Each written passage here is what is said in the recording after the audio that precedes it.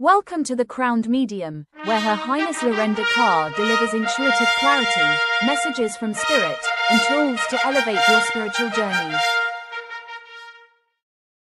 Good morning. I love that live. I read that live intro.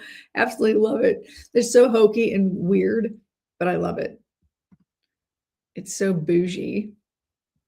So today we're talking about my adventures at Camp Chesterfield and the classes I took. We're also talking about trance mediumship. We are talking about how I met an author, a published author, and she's going to be on the show coming up. What else are we talking about?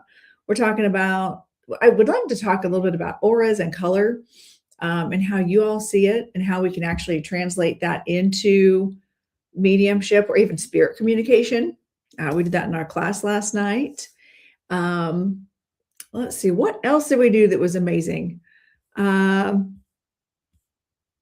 yeah, I did this thing where I trance channeled Edgar Cayce. A really cool story around that. Like, I wasn't going to. I didn't mean to. He just kind of popped in during trance class.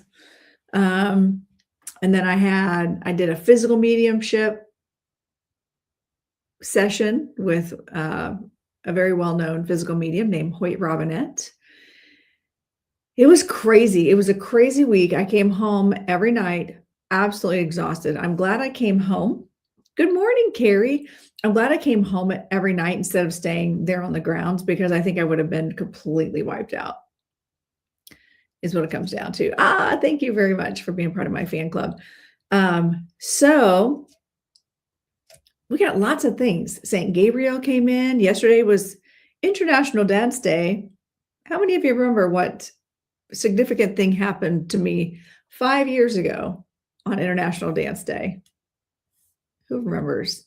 But also, while you're recalling, I'll be announcing some specials that I'm going to be running today. I've got a special that's only going to be good for another 24 hours. So you want to get on that. And let's see, what else is happening? Oh, I'm missing the comments over here. And good morning, Joe. Hi, Liz. Good morning. Good morning, Lucas. I'm doing well, thank you. So yeah, it was quite the. I got to do a little powwow at my friend Meg's house, and I got to take her development class. That was really amazing. I'm always looking for opportunities to practice, and that's what mediums should be doing. We should be consistently. Good morning, Yessie. Hello. Are you back yet? Are you back home yet? Are you still out far away? I haven't heard from you. What the heck? I miss you. So many good things. Okay, good. I figured you would have to be by now. I'd be like, what, just move out there now at this point?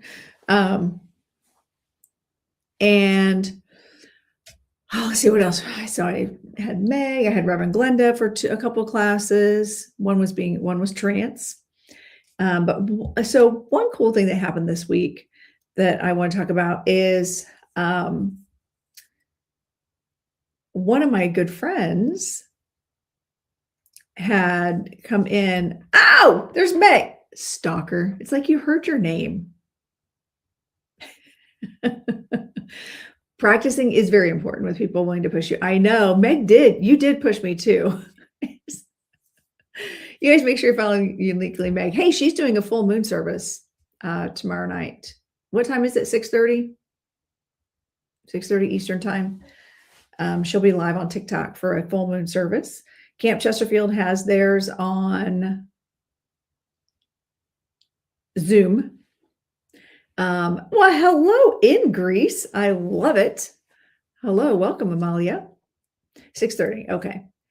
Zoom is at 7:30, right? So you could do 2 full moon services, basically. You can go to TikTok, watch it with Meg, and then go over to Chesterfield and watch another one. Assuming they have it. Last month, I think, was it last month they canceled or the month before? It was 2 months ago they canceled. So, but anyway, it was cool sitting in a circle with Meg. It was one of those things where I was like, hey, by the way, I'm bored. I did not sign up for classes. for the afternoon. And she's like, come on over. And then me, oh my God, so I've been to Meg's house on Camp Chesterfield, but only into like her residence, like into her house, like, because I had gotten ready there for a gala. And I'm like, where do we go for this circles in her house? Not thinking, like they all have seance rooms. And I'm texting her, I'm like, where do I go? I'm that obnoxious one that came in late. Good morning, natural mystics. Good morning, Jen. Good to see you. Talking about the Camp Chesterfield adventures and antics. So I'm like, I don't know where to go. She's like, oh my, and then all of a sudden she sticks her head out the door. She's like, over here. It's literally right here. Like, okay. It's so crazy. Anyway, so that was fun. I got to, Meg pushed me a little bit. She challenged me on especially my wording. I'm going to be on the gala stage. Big sign. Listen, I was parked on the other side of your house. I was not coming in that side, and it was set back from the door, and I was confused. I don't know. Here's the other thing. I'm pretty sure I was still walking around like in a weird zone. I feel like I walked around for 7 days straight, altered. Because I knew you had a seance room. I knew these things. Do you think it occurred to me? No. I'm going to go with I was altered for 7 days. Because if you think about it, I came into your seance room and I just dropped right in. I didn't have to like meditate. I didn't have to do all the things. I was already there. Thanks. So anyway, Meg's a great teacher. You guys should follow her and check her out. She really challenged me on my wording, and coming to people. I was like learning my wording and I said it. Oh my God, Meg, what am I doing with my life?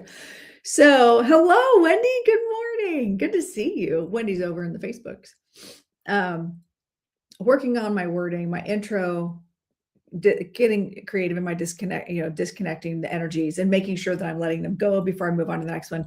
Because I am going to be on the gala stage at Chesterfield for Spirit Fest, or not Spirit Fest, for May Fest in just a couple of weeks. And that will be amazing. I love the juju energy of all that.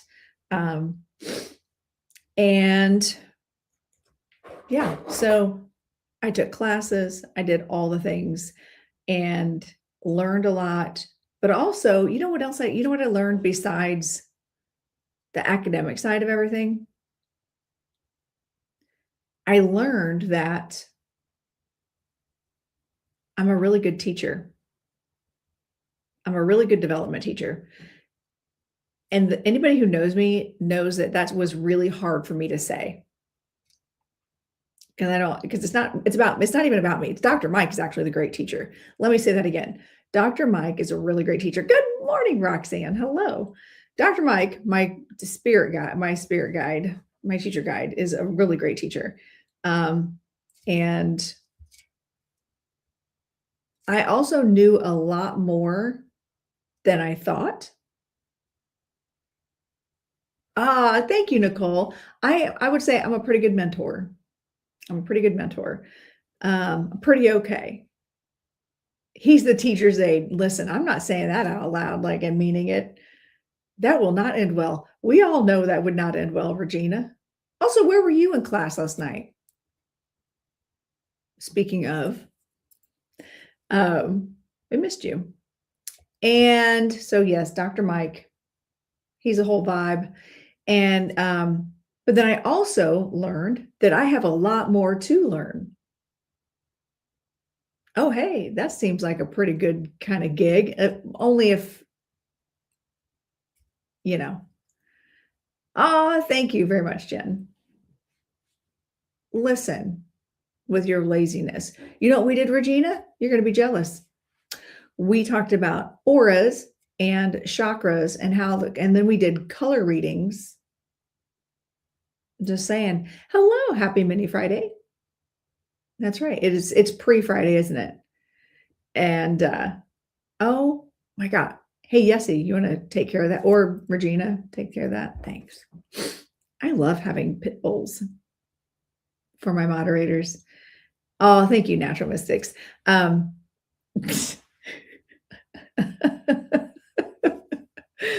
So it was really good. But when I learn new things, when I take classes, I like to actually implement them into my development circles, mostly so I can continue to learn, not coming from a place like, oh, I took this class and now I'm an expert, so I'm going to teach it to you. No. What I do is I allow Dr. Mike to come in and take what I learned and put a twist on it. And it was so cool because every single person was able to read each, like come up with a color for each person in the class. And everybody nailed it as far as like the vibe of what they were getting. And then bringing through a loved one, bringing through a spirit inspired by that color. I'm just saying, thank you, Yessie. Thank you, Yessie.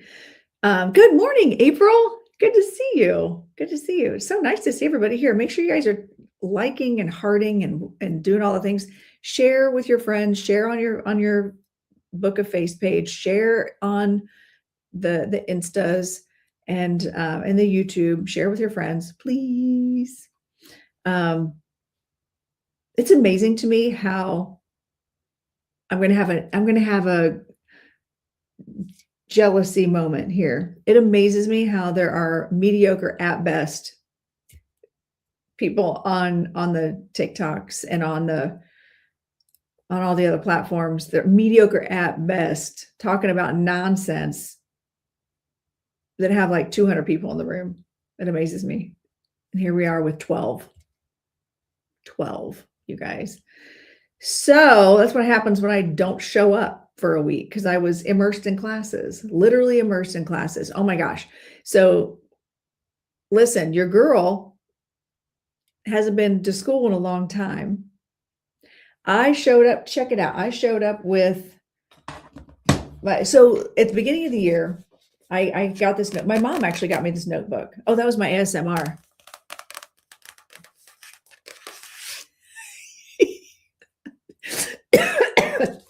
Like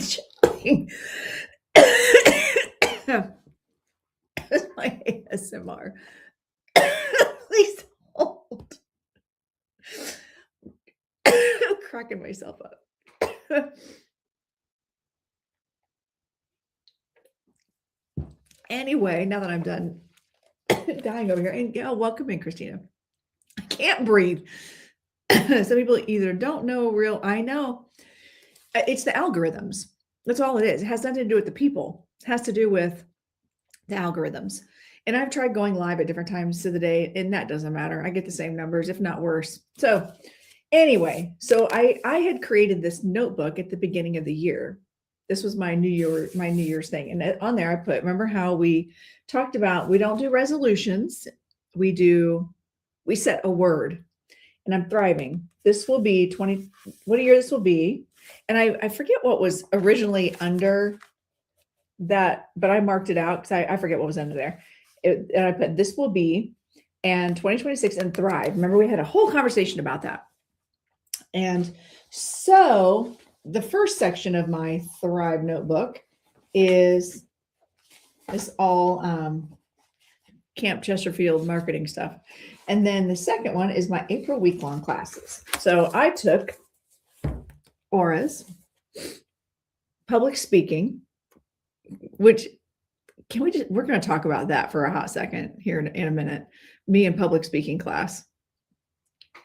And then chakras, and then meditation. And it was cool to take classes in person. That was the first time I'd taken any classes. But I want to show you all, I'm like hardcore in the notes. I am hardcore in the notes. Like just day one, even, I'm dropping everything. I got to get some clips. Like I'm all about every day I had the date, then I did the notes, then day 2, I put day 2, and then like all the notes. I'm taking all the notes, you guys.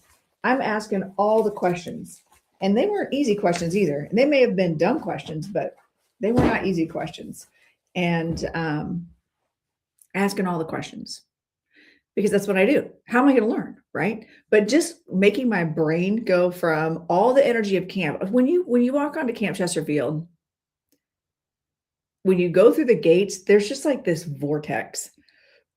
The energy shifts and you feel a whoosh. That's the only way I can describe it. There's an energy to it. Hello, Crystal. Welcome in. Welcome in. Make sure you're following, liking all the things. And so immediately when I go there, I feel somewhat altered almost immediately. So then I'm in that side of my brain. Oh, thank you, Crystal. I'm in that side of my brain, but then I have to go into class and learn. I was supposed to take 5 classes, but the first one was canceled. Apparently nobody likes to take 9 a.m. classes. I wanted to take the history of modern spiritualism. However, they canceled it. And so I just decided, I'm just going to like get a little extra sleep. I'm so glad I did, because I think a 5th class would have hurt my brain. The classes are only 50 minutes long. Auras. I'm asking all the questions in that class. And then we go to public speaking. And like the first thing the teacher says, she's like, and because she knows me, she knows that I do all the social media. And she goes, why are you here? What are you doing here? Like, you don't need public speaking. And I was like, yes, I do, because it's required for my certification, which we're going to talk about. We're going to talk about mediumship certification. And I do want to know your thoughts on that. I want to know your thoughts on going to a medium versus a certified medium. What do you all think? Is that a prerequisite? Is that a prerequisite for your mediums when you're choosing a medium? Do you want to only see a certified medium? Anyway, public speaking is very difficult on the best of days. Yes, Christina, I agreed. All right, agree. So what I did for that public speaking class is, because you had to follow a format, right? You have your intro, your 3 points in the body, and then you have your conclusion. Okay. What makes you certified? Good question. I'll circle back to that. Remind me if I don't get back to it, Nicole. Hang tight. And so for a lot of what I do is inspired speaking. I'm not doing, when I'm talking to you all, I'm not following a script. Now, I do have a show lineup. So I do have talking points. Hi, Lorenda, good to see you. I do have talking points. And hello, Heather. Hello. Good morning, sister. We celebrated a cool day yesterday, didn't we, girlfriend? So my job requires speaking in front of groups a lot of times, sometimes just 2 people, sometimes 30. Yeah. Well, and if you're going to be talking on a specific subject, especially, it's important to know your audience. Like, you all are all scrolling. So I got to talk fast. So when she's like, and for public speaking, you want to do about a 30-second hook intro to get them hooked in. I'm like, girl, I got 5 seconds.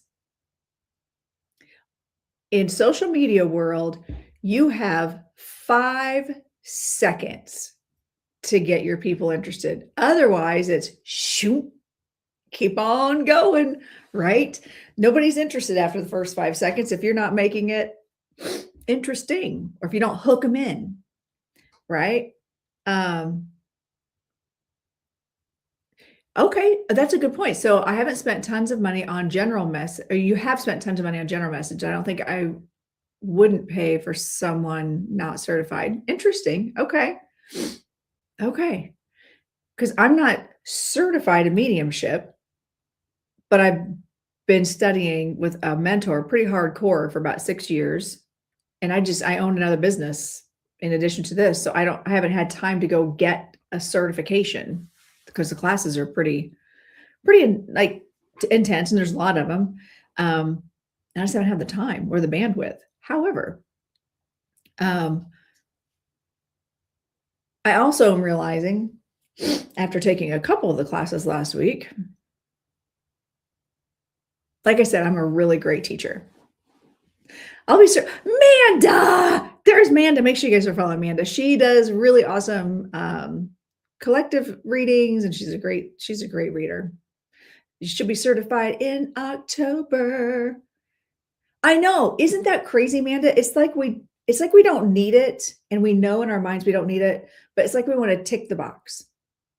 We just want to tick the box. Not a prerequisite for me, per se. If I already know the medium, like me, I don't care if you're certified. But if they are someone new to me, I would take it into consideration when researching them. Excellent point. Where is who? Where's Manda? Manda is on the TikToks right now. She's everywhere all at once. And she cooks and bakes. She's phenomenal. I love Manda. We like good people. Manda Dawn. She's on all the platforms. It's Manda's Reiki Bakey, or the Reiki Bakey. Is that right, Manda? Manda is everywhere. Ha ha. It's Manduh. Manda the Medium. And she has the Reiki Bakery. Oh, hey, Yessie. Lucas says hello over in the Instas. Manda's Reiki Bakery. I knew that. You even have merch. Manda Dawn on Instagram and Facebook. She's on all the things. Yessie says, hi, Lucas. Just like that. All the things. So anyway, she's pretty fantastic. And again, just a great person. Spirited Sally retreats as well. Okay. I think when someone is putting work into themselves to develop and learn, that is trustworthy. Thank you, Christina. I agree. So I've seen Manda, for instance. I've been on platform with Manda.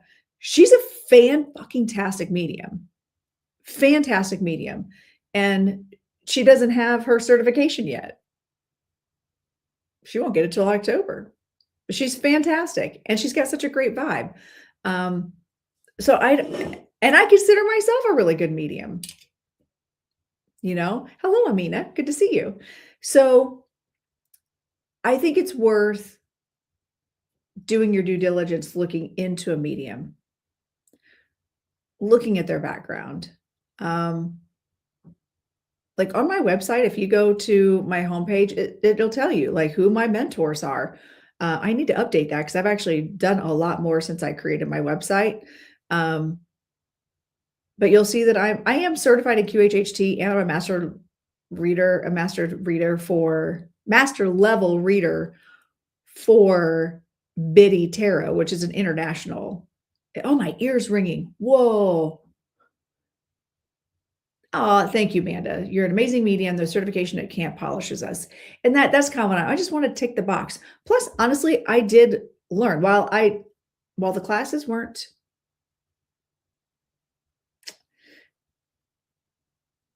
to the level that I anticipated, a couple of the classes, not all of them. See you, Natural Mystics. Thank you for popping in.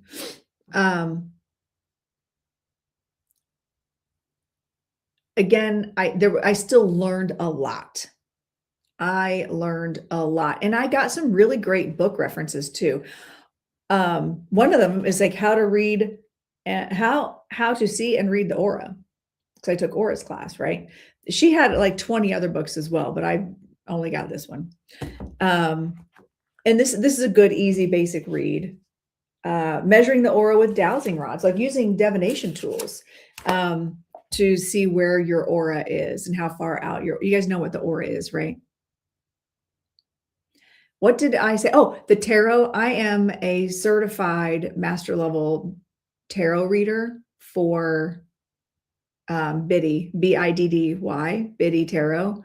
And I did reading. I'm listed on their website as a master level reader. And I was actually featured on their on one of their podcasts when Bridget, the owner of Biddy Tarot, started a podcast. I ended up being one of the guest students on there. So, and I did like free readings for them for a long time.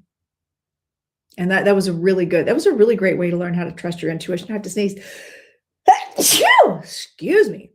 That was a really great way to learn to trust your intuition, because you would get a question in an email and you had to do a reading for that person.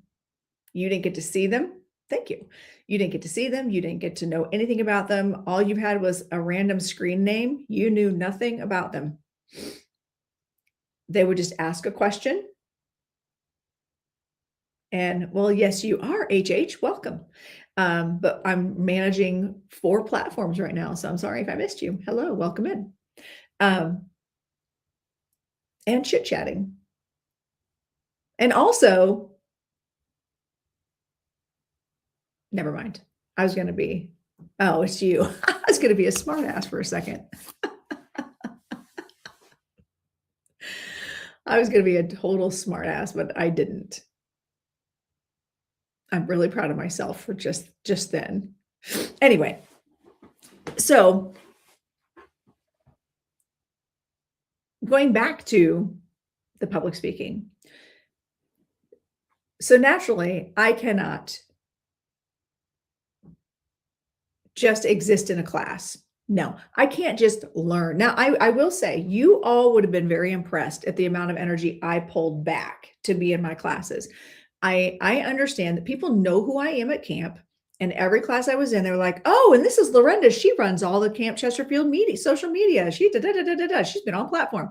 Now, great, cool, shout out. I'm just trying to be there learning. I'm not trying to be all like, yes, follow me on the platforms. No, I'm not doing all that. For the first 2 days, I didn't even take business cards with me. Like, it was just, I was in learning mode. I was going to go and just learn and soak in all the information that everybody had to offer me. I did a lot of observing. I watched people interact. I watched other people ask. I listened to other people's questions, and I would write down their questions and write down the answers of the teachers. So I was really in academic learning mode, because I've heard the first test, seeker's test, is not easy. It's a lot of regurgitation. You can't be inspirational speaking for those. You have to have exact wording. Okay. So I was just really trying to focus in. For inspiration, or for public speaking, the teacher I had, Reverend Linda Ritchie, she's a great teacher. Like, she's very good with her outlines and laying everything out and making sure we were prepared. Oh, very cool, April. I'm glad you did that. Yeah, Miriam is amazing. She's amazing. I got to see her in person. It was pretty awesome. Anyway, so Reverend Linda is a fantastic public speaker. She really knows what she's talking about. And so I was like, okay, this will be good. This will be good for me to get out of the magical and be in the mundane. Go back to learning how to write the intro, have to practice, write the body, have to practice, follow a format. And just remember what I learned back in middle school, like 40 years ago. Literally 40 years ago was when I took speech class. And so I wrote my speech. So here's the thing. Reverend Linda is anti-technology. She is not a fan. She even talked about it. Like, you don't need, if you are a good public speaker, you do not need the PowerPoints. You do not need the props. You do not need all the extra things. Okay. So you got to hook them in there. You got to keep people engaged, interact with them. So I had to really take a step back and relearn, as opposed to my inspirational speaking. Well, she's anti-technology. And I decided that's what my speech was going to be on: integrating technology into spiritual work. So what are your thoughts on that? Now, granted, we are meeting in a virtual space, so I'm assuming you all understand. But what are your thoughts on that? Back in the day, in the very beginning, before there was phones, before there was even electricity, for goodness sake, people were doing psychism, they were doing mediumship, and they were when the teacher or when the student was ready, the teacher will appear, and vice versa, right? So this has been this age-old concept that the students will appear, that the people who need the readings will appear. There will be through law of attraction, right? But now we have technology. What do you all think? How do you feel about that? I know how I feel, but what are your thoughts on technology? So if you get a reading, do you prefer online and virtual, or do you prefer in person? Have you had experience with both? What do you think? Do you think technology distracts from mediumship? It's a different medium. Get it? Yep, I get it. Regina, you're so silly.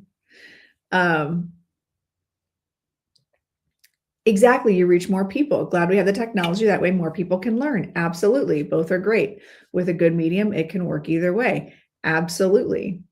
Absolutely. And us Gen Xers, man, we were raised on that stuff. We were raised on Atari starting at like 9 years old, I think. I think it was 12 when Atari came out. So we've had technology from teenage years on. I remember when email was invented and the internet was invented. And I think that it feels a bit more personal in person, but appreciate being able to connect with it. Yes. And I agree. There is something to be said for an in-person interaction. If you are a person, like I'm someone further in the world that's better. I prefer virtual. And let me tell you why. I prefer virtual for my own authenticity, because I can read body language like really, really well. I can read someone's eye movements. And maybe that's just me reading energy. Maybe that's actually just me picking up on their energy. I thought everybody could do that, right? I would never known about Camp Chesterfield if it wasn't for you and technology. Thank you. You know what? I'm gonna screenshot that and send that. I'm gonna make that a post. I'm just saying. I can read people. And if someone is sitting in my room, and again, maybe that is the psychism. Maybe that is the fact that I can pick up on auras. I can pick up on energy. I knew as a kid what people were thinking. Here I am like, I wish I was psychic. Turns out I was. My superpower was predicting storms. Have I ever told you guys that? I think I have. My nemesis is memory. But so I prefer virtual because I cannot feel a person's energy, and it's a lot harder to track their eye movements. It's a lot harder to read the body language. It's a lot harder to read an aura. My husband gets so mad at me for that. I'm a show ruiner. Right. Oh yeah. My husband, he gets mad too. I'm like, I have thoughts. He's like, keep them to yourself. It's like, I don't want to hear your thoughts. I'm like, people pay good money for my thoughts. He doesn't like that because I can also read. I can foreshadow. I can read the energy of, yes, even a show. Like we all know where this is going, right? I can always see the plot twists.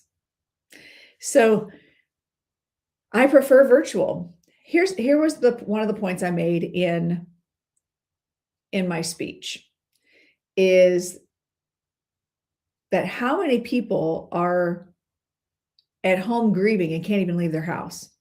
How many people have agoraphobia and won't leave their house? How many people just can't? They don't have the transportation. Maybe they are in a super, super Christian home and they can't they can't get out and get in touch with people doing this. Maybe they are, or not, I shouldn't say just Christian, any religion that would forbid mediumship. I should say that. That's more appropriate. Sorry. Yes, you can feel intent. That's a huge thing, right? And racist medium, whatever. Anyway, so yeah, not me at all. Anyway, but I understand that not everybody has access to mediumship. Not everyone has access to psychics that maybe wants it, or access to mentors that can help them navigate. How many of you in here have known things your entire life? How many of you have been able to predict things? How many of you had predictive dreams? My mom and my brothers had predictive dreams. I thought I was the broken one. You know, I like that I can get to know the medium and how they work. Yes, that is a bonus for sure with social media, is that you get the opportunity to see how someone works. But that is assuming they're willing to be putting themselves out there. You know, I know I use Camp Chesterfield as an example a lot because they are like that weird hidden gem where like 90% of the people there aren't on social media. Like I know 3 people that live at camp that are on social media actively that live there. So, and they're all fantastic mediums. It's crazy. Like they're freakishly good. But they're just not on social media, which is fine. Perfectly fine. We find the medium that works best for us, right? And that's where people are going to find us. But think about how it has opened opportunities for so many more people to have access to mediums, to spiritualists, to understanding what's happened to their loved ones, to understanding their own experiences. Maybe their kids, maybe someone's a mom and or a dad, and they've had experiences with their child talking about the ghost in the room that might be chasing them or they're scared of. No, we're just chatting right now, Christina. And just looking at how the internet in general has brought us so many opportunities to learn and to feel seen, or to feel understood, just to feel understood, like somebody else out there gets us, right? And oh my gosh, these are the people we're attracting. How is that? Why are we attracting those people? Block,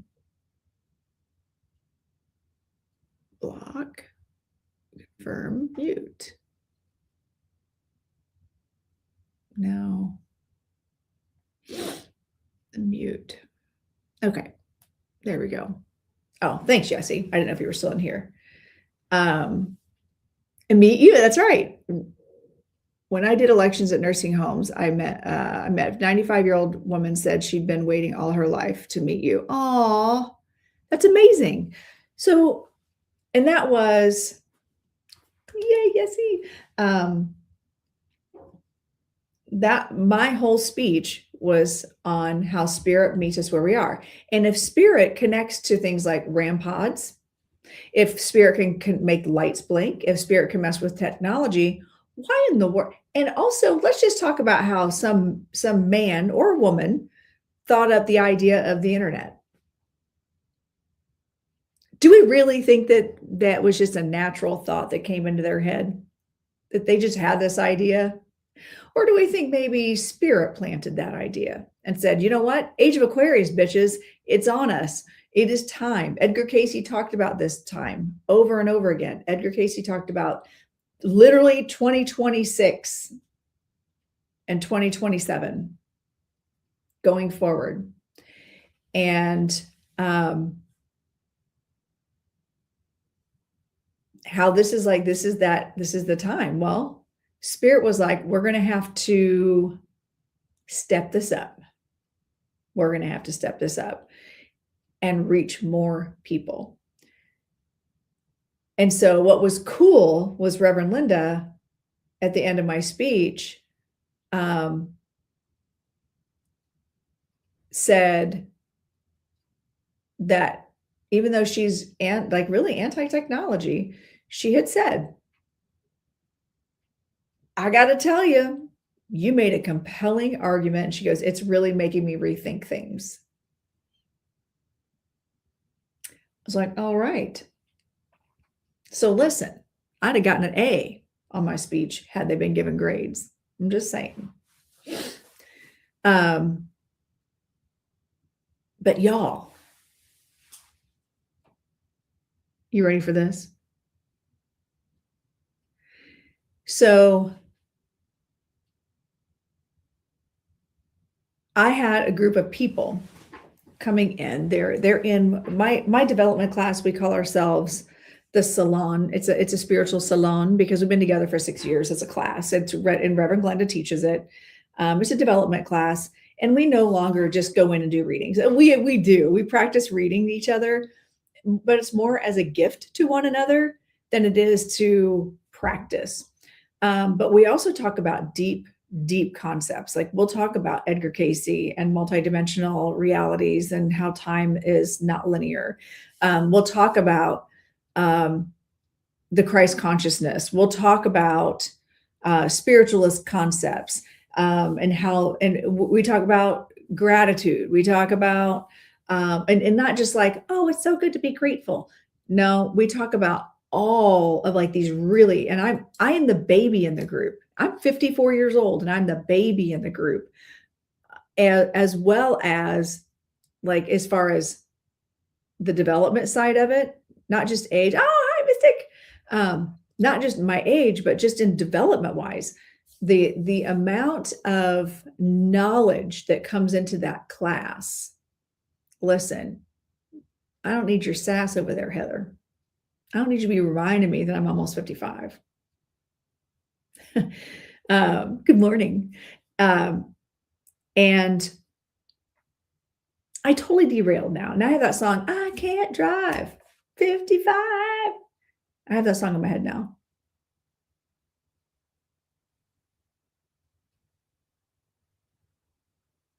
Anyway, my class. So it's like, what the heck? But like, we're talking spiritual anatomy all the time. We're talking about, things like the etheric body and how it affects us and da, da, da, da. Good morning, Kat. And so but everybody came in, everybody in my class, every single person except one, because she's in chemo, sent her lots of love. Her name's Naomi. She could not travel to us. And then there was only one other friend that could not make it because she had just started a new job. Everyone it came in to see our classmate. Oh, Ruby, would you like fries with that? Do I look like a drive-through medium? Come on, read the room, friend. We're talking about things. So,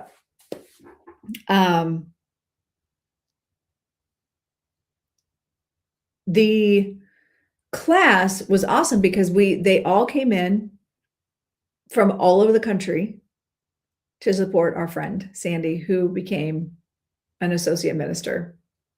She's only one step away from becoming ordained as a minister. You know what? Actually, you are correct, Ruby. And I'm going to apologize to you because you did ask. So thank you for asking. That was rude of me. I'm feeling spicy though. I don't know why. But thank you for asking. Anyway, the class came in. We all went to the consecration. It was really cool.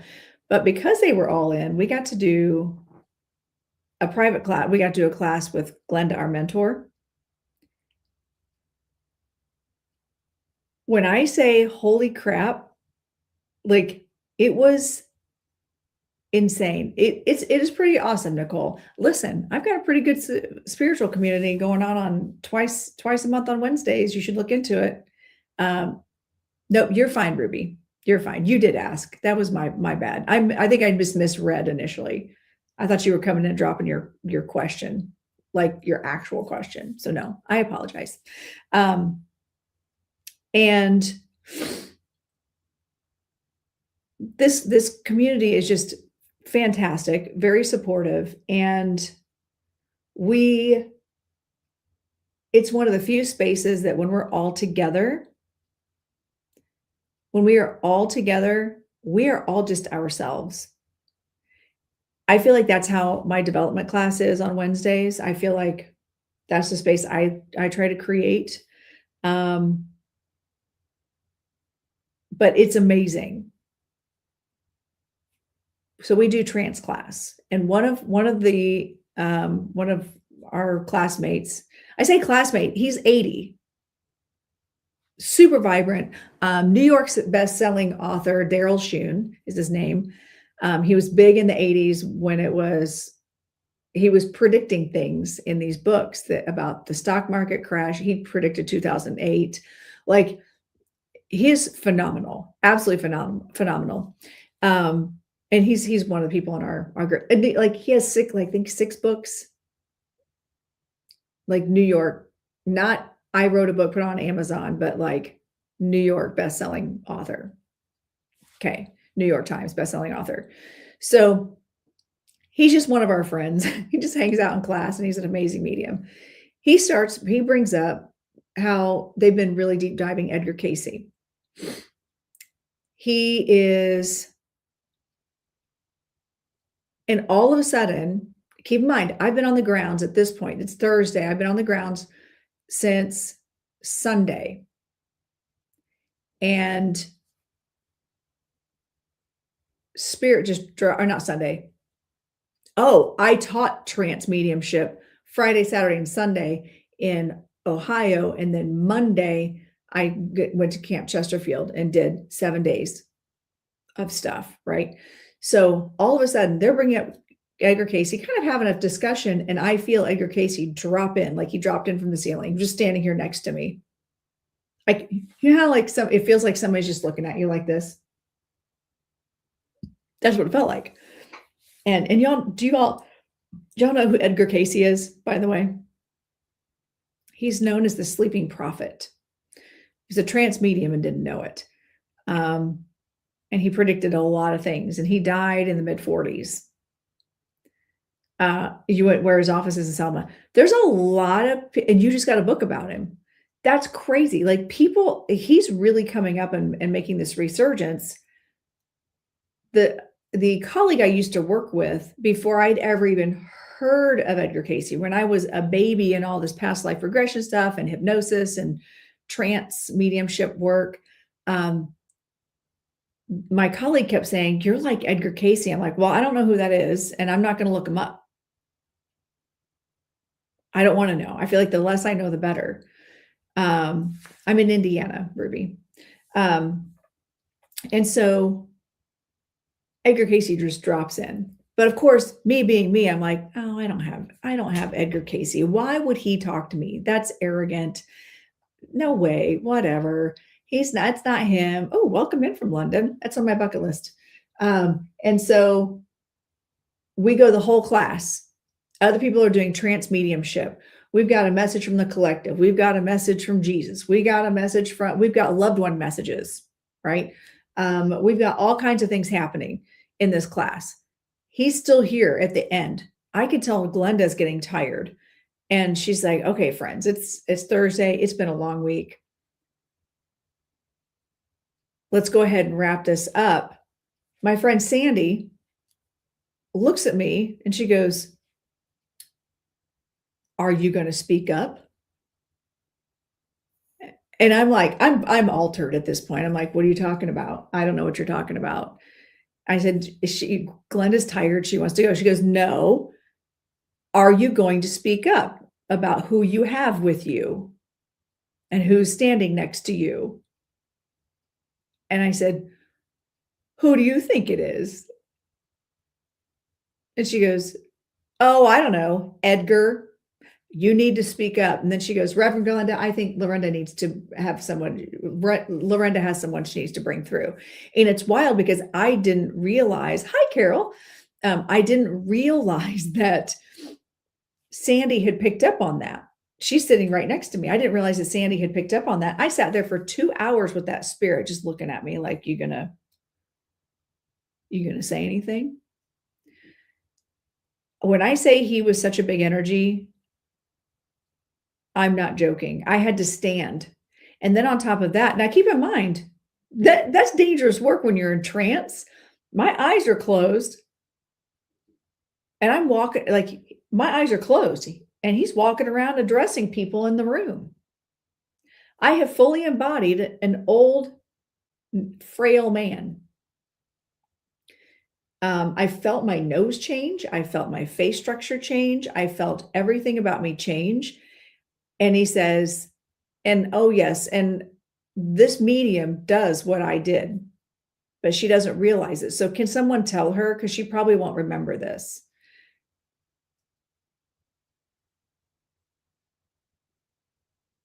And all I could think, because then he started explaining the dimensions, and then I was gone. I was completely out of there by that point. Like he completely took over my consciousness. And it was wild because everyone else was just like, what?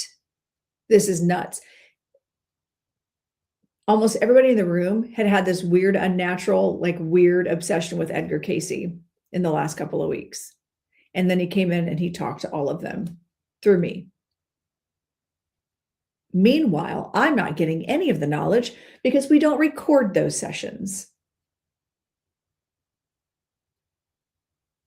So there's that.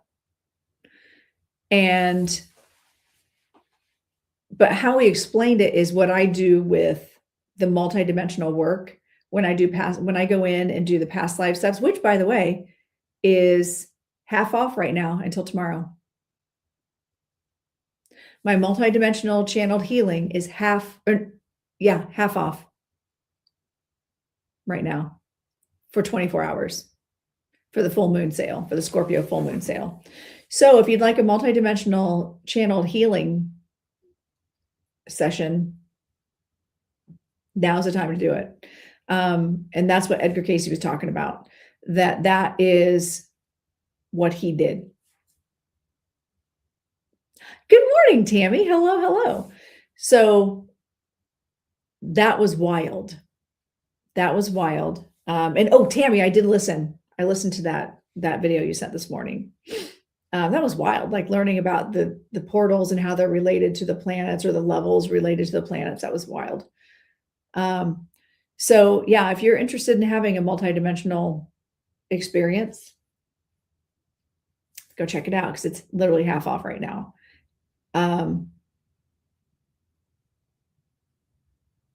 Now, thank you, Tammy.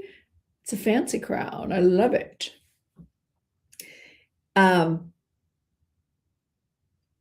it was really wild. So now, can you, hold on. Okay. Had to do the puzzle thing. Yes, I can, Nicole. So what I do, which is what Edgar Cayce did, apparently, I'm deep diving. This is my sign to get on it and start learning, is he would go into a trance-like state, and then he would be able to medically diagnose people. I don't claim to do that because of laws, because of actual laws now. Back then it was just, he could just do it. And he would also diagnose the cures for things. So look into it's Edgar Cayce. Cayce is Cayce, Cayce.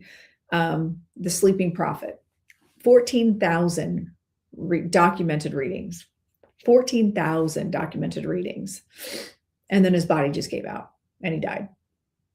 And he was not that old. He was only like in his 60s, I think, when he died, but his body just gave out.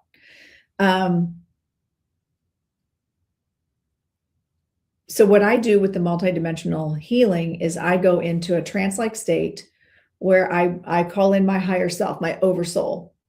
Okay. And then my higher self connects to your higher self. All right. Say you have questions about your overall, like maybe you've got some weird relationship issues. Maybe you've got some health issues that are completely unexplainable. Or maybe you've got irrational fears that you don't understand, that you're like, this has to be from a past life, whatever. My higher self connects to your higher self. Your higher self tells my higher self and shows me, Lorenda, as well as the higher self, your past lives. I am recording the whole thing on Zoom, or I'm recording it. And then I will ask your higher self, okay, we'll say maybe you're afraid of snakes. And it's an irrational fear, although that's not really irrational. But then I'm going to go into the past life. I'm going to call forward the past life that most is the root cause of that fear. If it was indeed in this lifetime, and that's the root cause, it'll show me this lifetime. Like maybe when you were a child and just don't remember. If it was another lifetime, if you've got weird relationships in your life and you're like, why do I feel like this person's my soulmate, but we can't get along for anything? Then I go in and see how far back does that go? How many lifetimes back does that go? Is it necessary? What is the purpose? If you're like, I don't even know my purpose in this lifetime, then I tune into that higher self. I see what the past lives are that dictated why you chose this lifetime and why you landed in this vibration in this particular incarnation. So then I ask, is it necessary? Is it necessary in this lifetime? Or is this just energy bleeding over? Is this something crossing into the frequency of this particular lifetime? Because I've had a theory all along before Spirit told, maybe Spirit did tell me, it was Spirit, they told me. I had a theory all along though, that it's not magic and woo and mystical, it's frequency. It's like I'm playing this radio station and then Spirit is in another radio station, and sometimes the radio stations cross, right? And so if it's not necessary in this lifetime, and it's just that it's more annoying than anything, if it's not music that is complementing the music you're listening to, then we disconnect. We disconnect that energy and remove any residual energy from your body and then fill it with love light energy, so we do not have a void that we have to fill with a familiar energy that was familiar and similar to that old energy. Does that make sense? So that's what the multidimensional healing is. That is half off right now until tomorrow midnight. That's it. Then it's back to the regular price. Also for Mother's Day, just FYI, I'm running a $99 12-month tarot special. $99. That's a pretty decent savings. You get a 12-month recorded session. And I pull 5 cards for each month. I do an overall arching vibe for the whole year. So I pull 5 tarot cards plus an oracle card for each month, and it's all recorded. And then I send the recording, but it's got the description in it with timestamps of each, like, chapters. So you can just go back every month. You can set an alarm on your phone for the first of every month. Go look at your monthly recording, and then you just refer back to it. That is $99 right now. So that's a significant savings too. So that's my specials. Those are my specials going right now. So back to let's talking about cool things. And the Liminal Lounge, you guys. Okay, bye, Regina. Love you. Oh, thank you, Heather. Thank you. Heather's got haunted things happening in her house right now. We got to clear that out. We got to clear that out for you. Love you, Regina. So yes, Heather, I did get your text this morning, but I was doing my hair and trying to look cute to get ready for the show. Hello. Anyway, so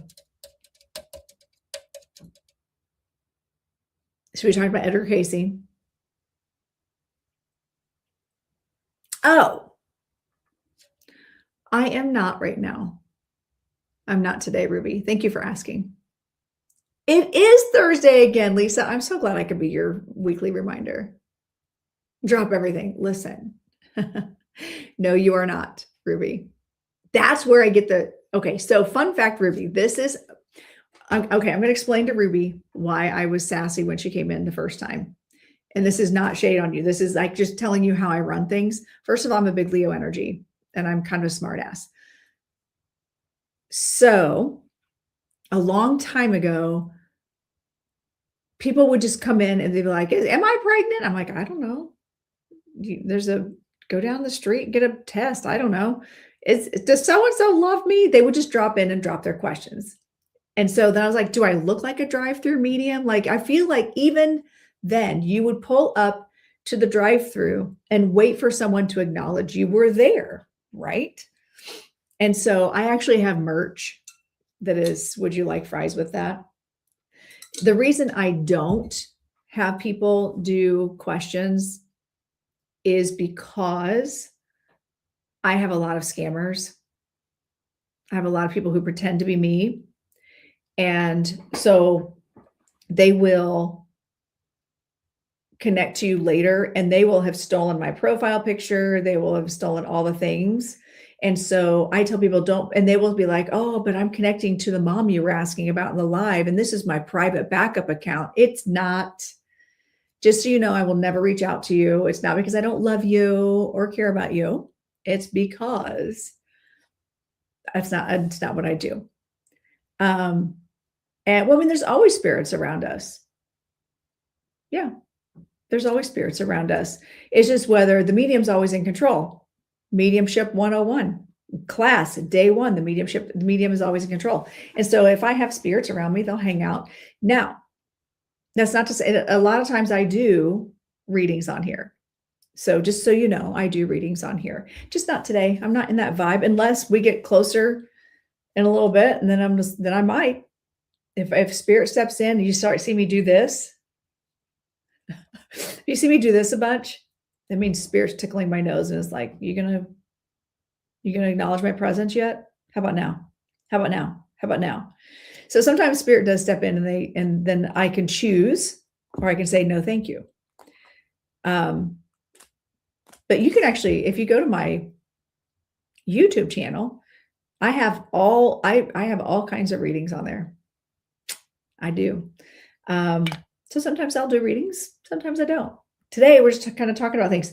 Y'all, we got to talk about physical mediumship. We have got to talk about the seance I went to. I don't know that I call it a seance. It was a circle. Yeah, I do, Ruby. Yeah. And the more you hang out with me, I do this show every Thursday. The more you hang out with me, the more you'll realize, you'll see me, and you'll know telltale signs. So those of you who've watched me, what are the telltale signs that I start exhibiting, that I start presenting when spirit's stepping in and I'm getting ready to move into a reading? I want you guys to share with the class. What is it that I do? Obviously the tickle nose. Spirit nose will come in. What else? Yep, spirit nose is a big one. There's a couple other things. Rocking. Yes, I do. I'll look away and I'll be like, okay, I'll like forget you all exist. Yeah, you'll see when spirit starts moving close to me. I do. Good point. I do talk with my hands more. Yeah. Yep. I look to the side and space out, or I will be in mid-sentence and I'll be like, what was I talking about again? Because spirit will move in. Also, you guys, remember last week or 2 weeks ago, the bird that keeps hitting, I don't know how it's alive. It keeps ramming itself into the glass window. I think it sees itself. And so it's like, I'm going to get you. It's a male robin. He's like pounding himself into I can't believe he's still alive. He just keeps hitting it. I'm like, dude, what's another thing that I do? Oh, my eyes start shifting.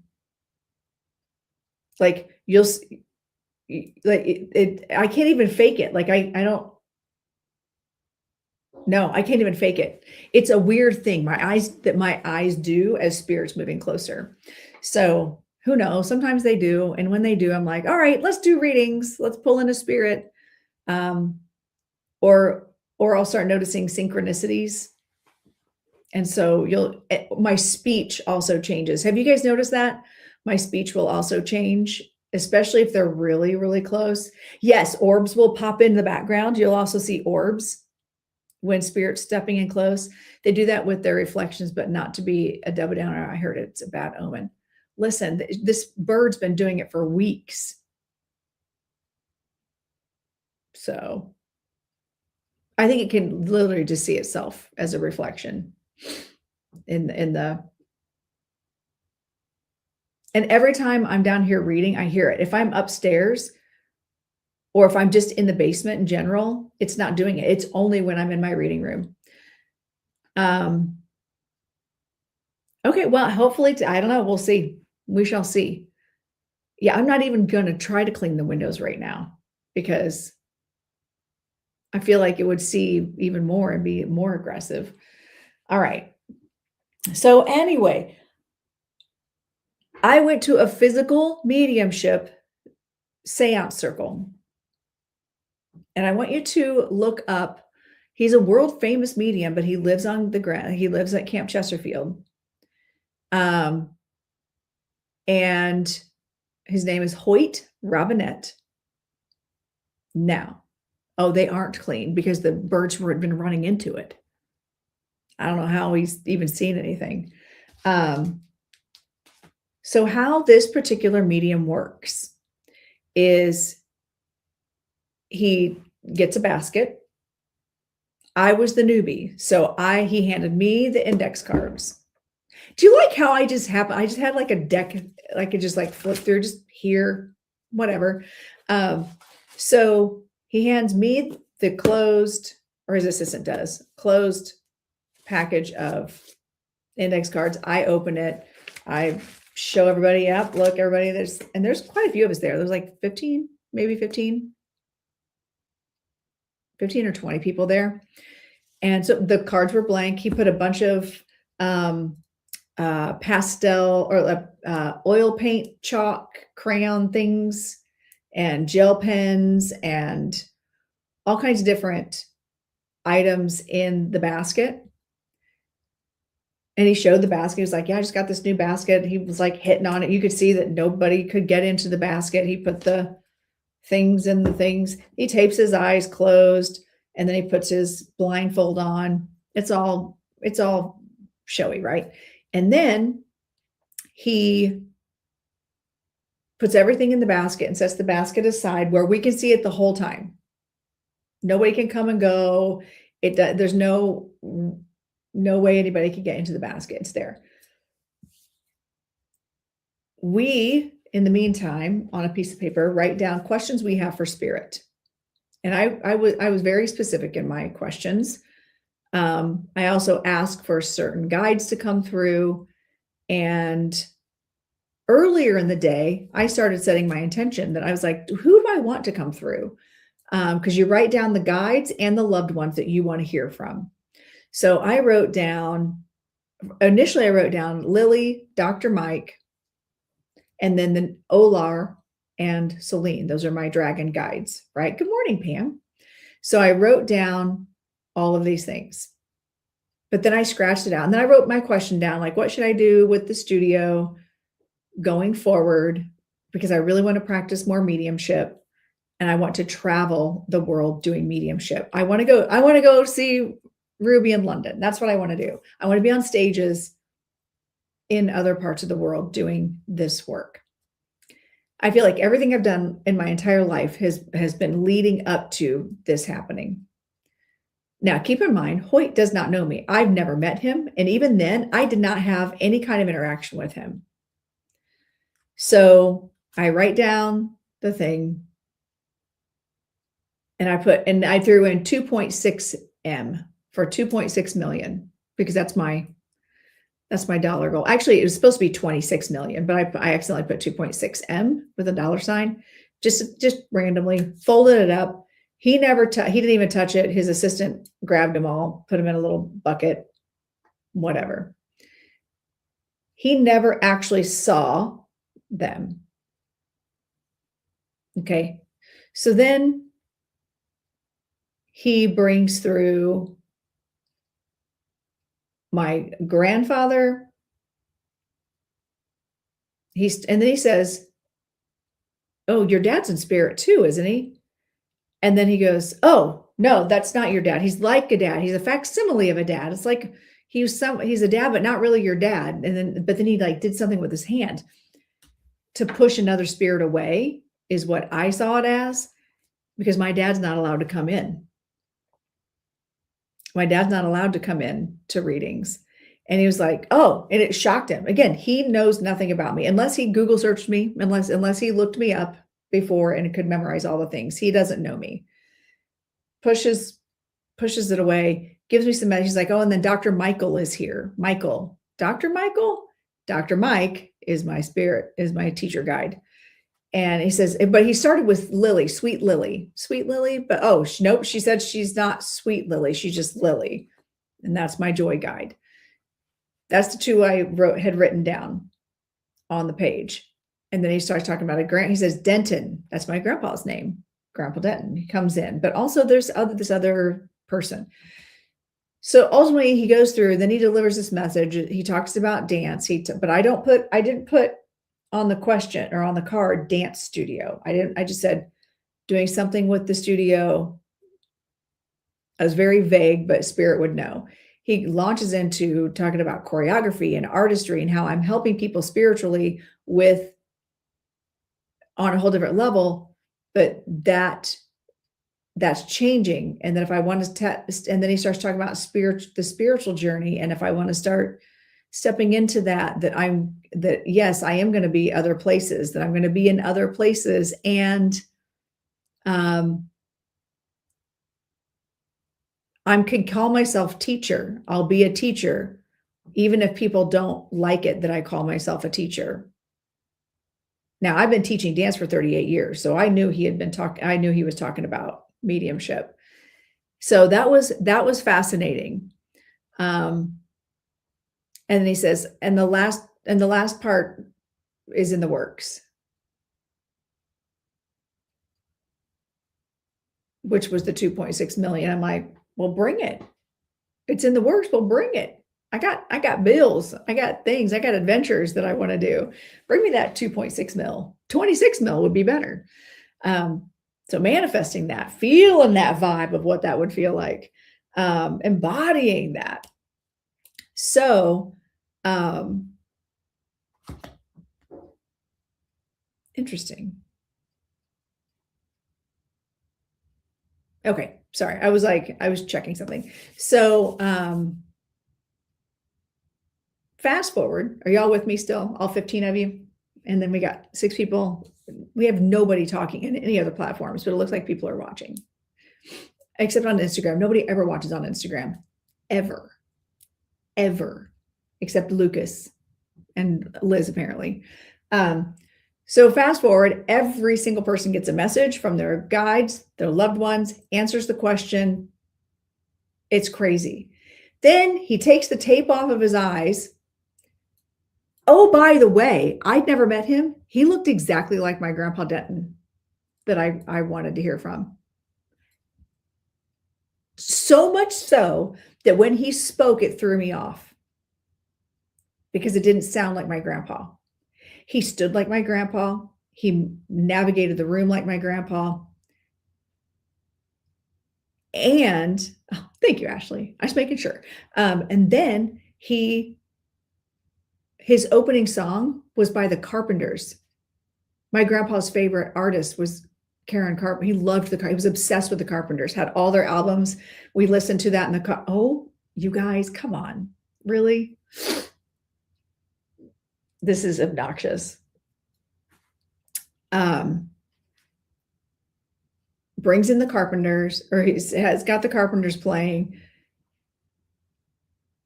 So that was wild. Okay. Fast forward. He's done doing everybody's readings. He gets the basket, takes the lid off the basket, and pulls out cards.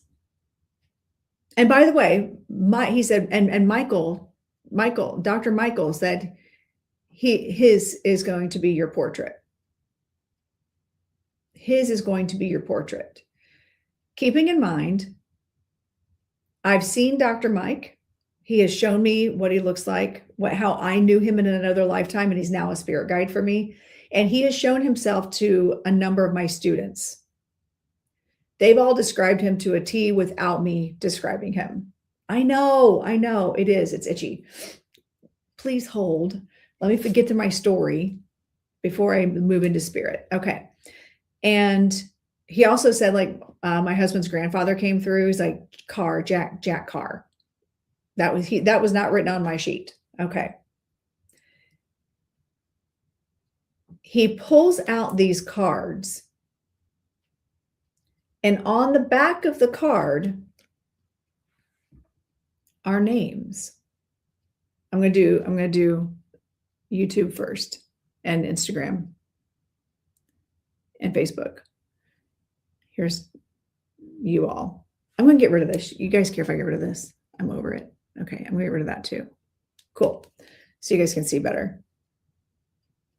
All right. So my name was on there. Jack Carr, Dad. Tall Chief is my protector guide. Never came up, never wrote it down. Dr. Michael, except he doesn't go by Dr. Michael. He goes by Mike. And Archangel Raphael did not come through in the reading, but there's been significance every single day with that color gold and healing since Friday, every single day. And then Lily's off in the corner over here. So that was written on the back of my card. So this is what was supposed to be what he said. Michael, Dr. Michael. Okay, I'm going to hold it up here for the. Looks nothing like what Dr. Mike has shown himself to be. Okay. And I was like, okay, sleight of hand, like something's up, right? So, okay, Ruby, I get it. Stop bringing it up. All right. I get it. Thanks. If it'll happen, if it happens. All right. So what I figured out was, remember how he had said something about the dad stepping in and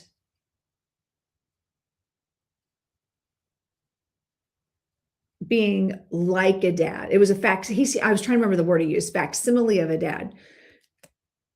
Michael is the name of my step grandfather.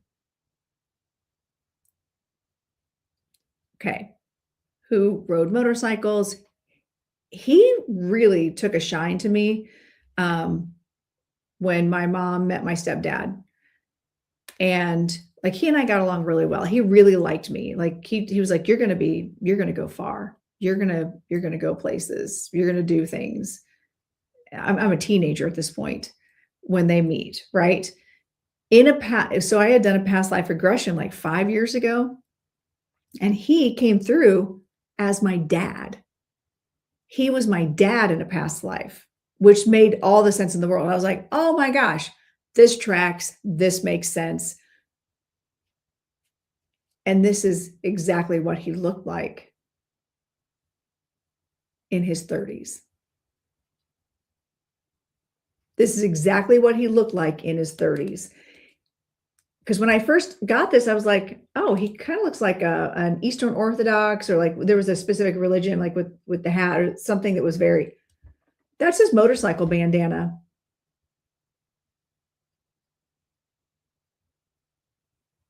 Yeah. This is my step grandfather in spirit, Michael.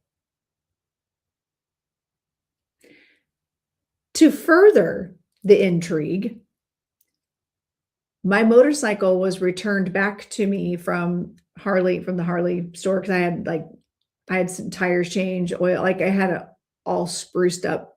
So my Harley was returned on Friday, just a few hours before this. So that was wild. Then, but wait, there's more.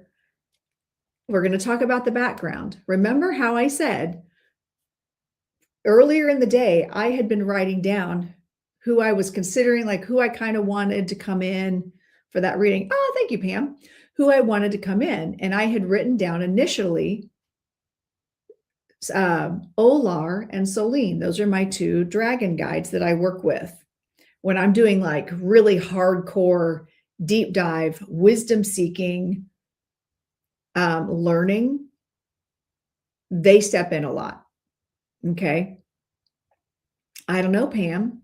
Do I look like a drive-through medium? Do you want fries with that? So listen, the dragon concept came to me. Well, I'm a Game of Thrones girl. Like my motorcycle's name is Daenerys Targaryen, because I'm obsessed with the dragons. I always have been, but the dragons did not present themselves to me until this past year, right? You all have been on this journey with me with the dragons when I started reading Fourth Wing, which was almost exactly a year ago. Okay. Now, oh, you know what? I'm going to look on this.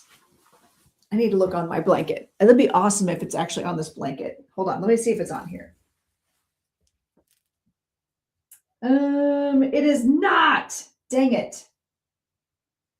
It is not. All right. So you know how if you are a Fourth Wing, if you've read the books, The Fourth Wing by Rebecca Yarros, it's all about dragons and saving worlds, and it's fantasy reading, right?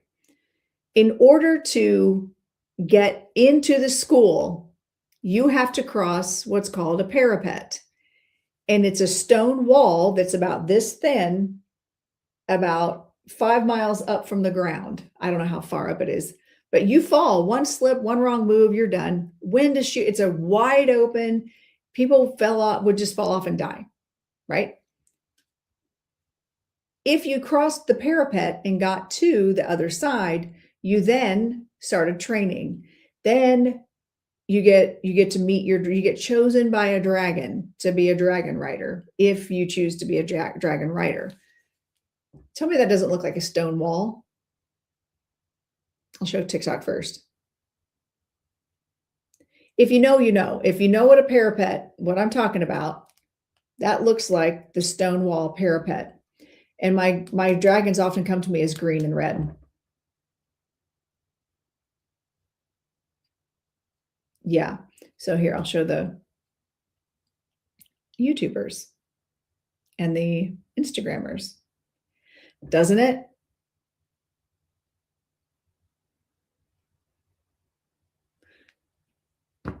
So here's my quandary, though. The letters on the back are the exact same handwriting as our place cards that were at the table. Exact same handwriting, which means his assistant wrote those.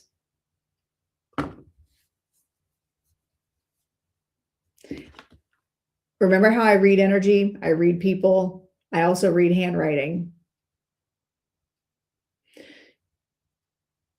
It doesn't take away from the message, though, because he has an assistant that does everything for him. She's the one that books everything. She's the one that does all the things. I don't know at what point.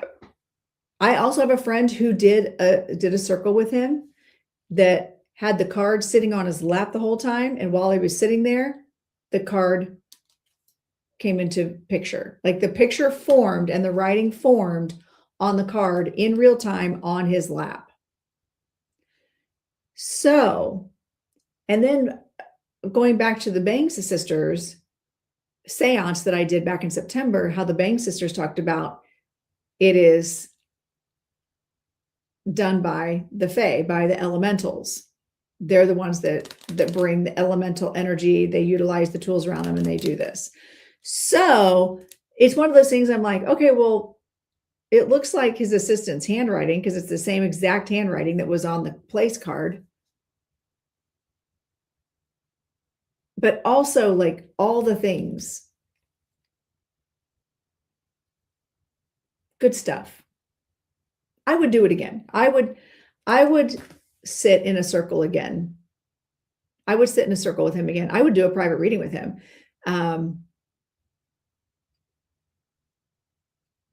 Again, and he's gotten there are quite a few people who have items like this from him. And he's also does silks. So it's not that I'm saying I don't believe it. It's just I'm trying to reconcile it, because even David Copperfield made the Statue of Liberty disappear, right before our eyes in 1984, 1985. I don't even remember now. So, and we're all like, there's no way he could do that. That was before AI, right?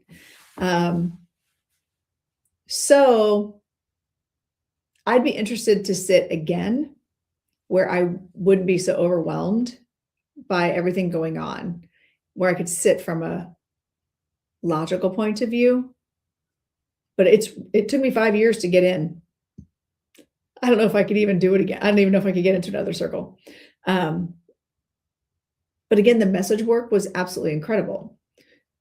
So no matter what, I'll take it. I'll take a message from my grandfather. I will, and it was still a much better experience than the first time I ever did that I did physical mediumship. Because I had done a workshop several years ago. It was like back in 2022, 2023. Heather, why are you requesting to come in live? Did you mean to do that? Just curious. Or was it an accident? Oh, gotcha. All right. I was like, do you really want to come on live? Is that what you're trying to do? By the way, y'all, Heather's my sister, or she's my stepsister. Anyway, so what experiences have you all had, or what do you know about physical mediumship? Apports, people that just things fall out of the sky, out of the ceiling, or just appear after a seance, after someone has done trance work. Now, listen, I do a lot of trance work, a lot. I'm bringing in spirits. I'm bringing in deities. I'm bringing in dragons. I'm bringing in people's loved ones. I can do that, but I've never had an apport. I've never had something physical just appear in the room after I've done mediumship. But that's what happens. And you go to these dark seances, or these closet seances. Let's see, like a cabinet seance, where the medium's in the cabinet and you're in a fully blacked out. Oh, wow. That's crazy, Ruby. I have not had doors open or anything like that. I did have an interesting experience at that physical mediumship workshop where we were supposed to be learning how to do it. But the whole time, the very first thing they said is, well, you're not going to be able to do it by the end of the weekend. Like, why am I paying all this money for the class if you're just telling me I'm going to be a failure at it? That most people can't do it. And I'm like, that tells me you're hiding something, like it's fake. So, but I do know people have had some that I trust, that I believe, that have said, nope, this apport showed up when I was in the cabinet. This apport showed up when I was bringing through these energies. And so there are people that I believe that are credible, discerning, scientifically minded people that I believe when they say that they went through this or that they experienced it. When they're like, no, this thing, it just fell out of the ceiling. It was weird. Like it fell out of a portal. I have yet to have that happen. This is the closest thing that I've had. And again, that could have been a sleight of hand for all I know. I have no idea. I have no idea. Could have been a cool magic trick like David Copperfield or Houdini. I don't know. But either way, the message is the most important thing. So I think that's all that's another point I want to make is no matter if you believe it or not, it's the message that's important.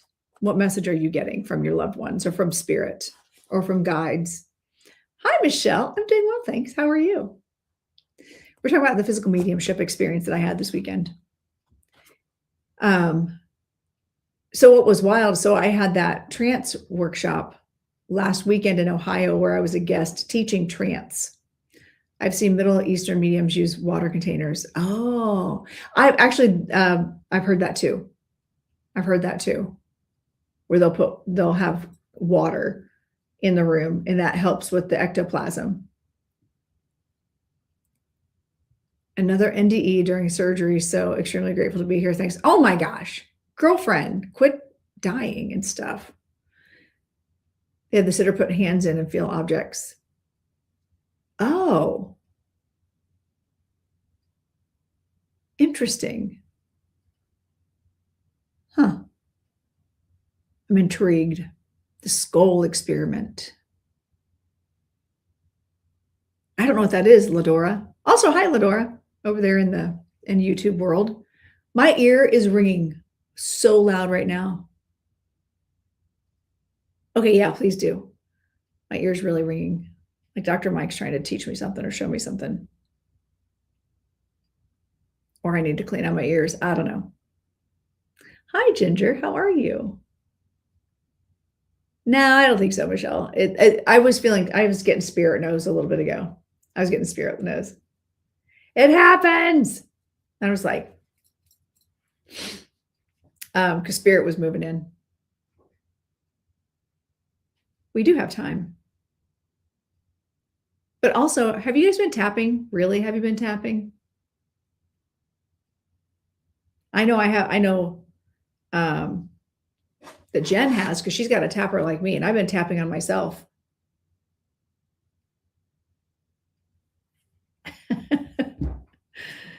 Yay. Okay, good. Thank you. I'm almost to 100,000 taps, so that's positive on the TikToks. Yeah, we've got time. I could actually move into a reading. I feel like there's more I want to talk about. Let me look at my list. Hold on. So remember, I have two flash sales going right now. Let me look at my checklist. We talked about Edgar Cayce. We talked about, you know what else happened? Ooh, I got to tell you one more thing. Well, Michelle, get your life together. Come on. I'm glad you're okay, by the way.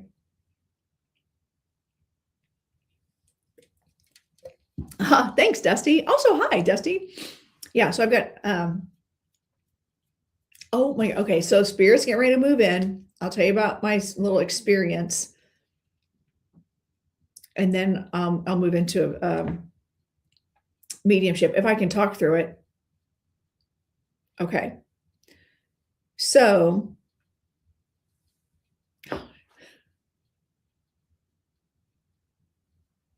Charlie. Okay. I was like, what was I talking about? I'm already getting altered. Great. So I'm in trance class on Saturday, and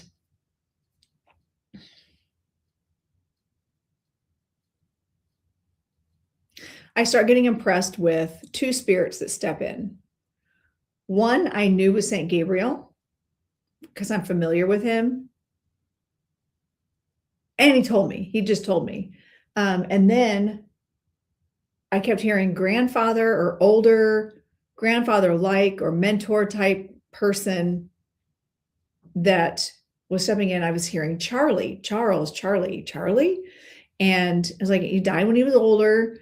And he would have been very strategically minded. He would have been like, or someone who's obsessed with playing checkers.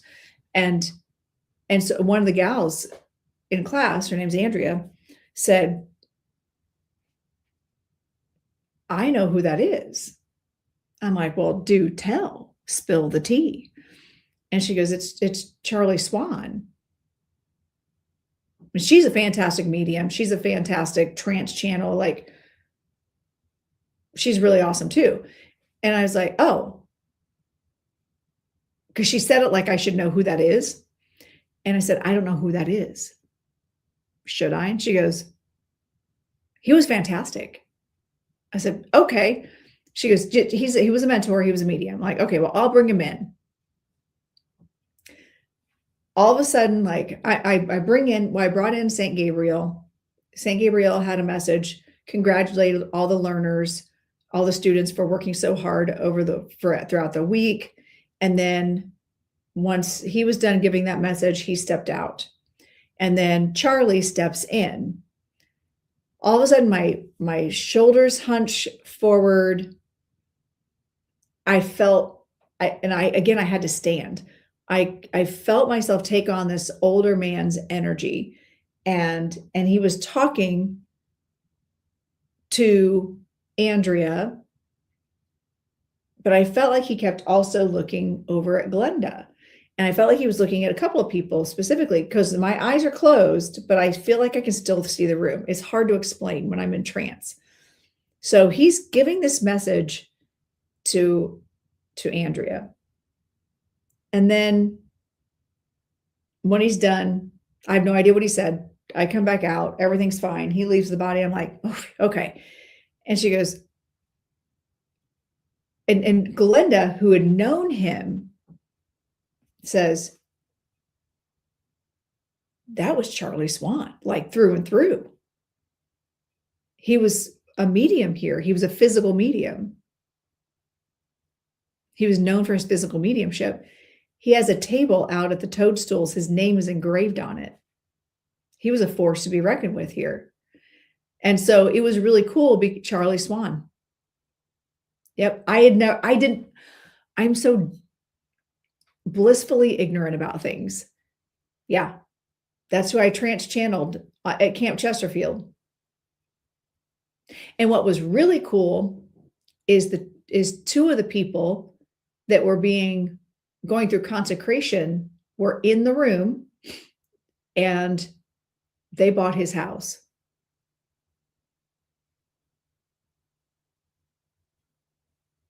And I channeled him, but I didn't know he existed. And now I know who he is, because I was like, okay, now I feel like I need to know this guy. Everybody else knew. I didn't know who he was. I was like, I feel like I should know him, but I don't. So that was cool. He gave great advice, but once again, also, hi, Sovereign Spiritualist. Once again, great advice that everyone else gleaned amazingness from, that I didn't get. And then when I asked them, what did he say? Nobody could tell me. Like, nobody could say it back to me, because we're all sitting there altered. So nobody can remember anything. This is why you should always record these things, because nobody remembers these things. Even when the spirit says, please tell the medium that I said this. She needs to know this too. They still can't remember. So that happened. That was so cool, though. And then Andrea, who Charlie spoke to, and apparently had mentored her at one point, stood up, and she did some trance channeling as well. She brings through the collective. I'm sitting really close to her. I'm sitting right by Glenda's desk, and she's standing behind the desk. Andrew's behind the desk, and I'm sitting next to Martha and Daryl, who I was talking about earlier. And She changed people like 3 times. Like one went in, spoke, went out, another one stepped in. When I tell you her eyes are closed, but I could see the transfiguration so clearly that I could see the eye color of the spirit that stepped in, and it looked like the eyes were open.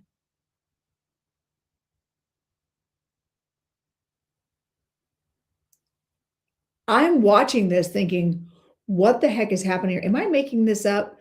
When she was done, Martha looks at me. She goes, did anyone else just see her eye color change, even though her eyes were closed?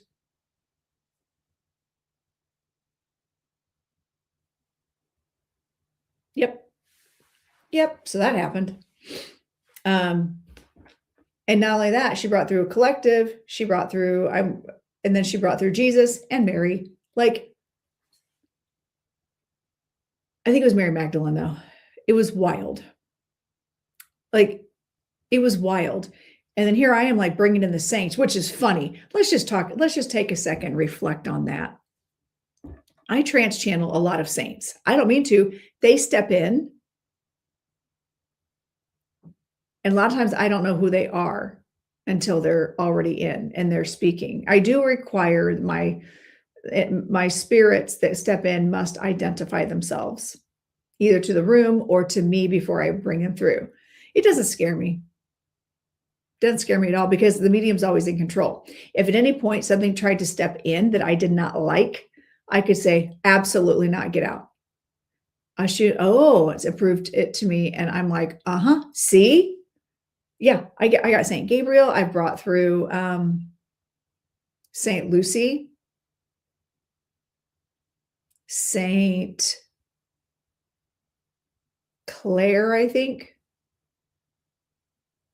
Saint Francis. I believe it was Francis of Assisi, the animal one.